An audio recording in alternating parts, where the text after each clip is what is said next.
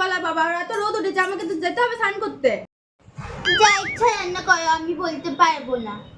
বলে হবে না, এটা খাবো না সেটা খাবো না, এই তরকারি করলে সেটা খাবি না, এই তরকারি করলে সেটা খাবি না, আমার মন মর্জি রান্না করলে তো তোরা খাবি না।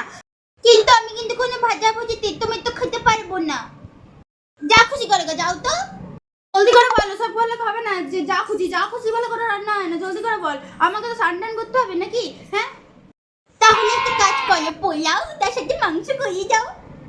না না, এত বেলাতে পোলাও মাংস হবে না, হবে না, হবে না। জলদি করে একটা কোনো শর্টকাট রান্না বল, আমি করে দিচ্ছি। না না, আমি পোলাও মাংস খাবো, পোলাও মাংস খাবো, পোলাও মাংস খাবো।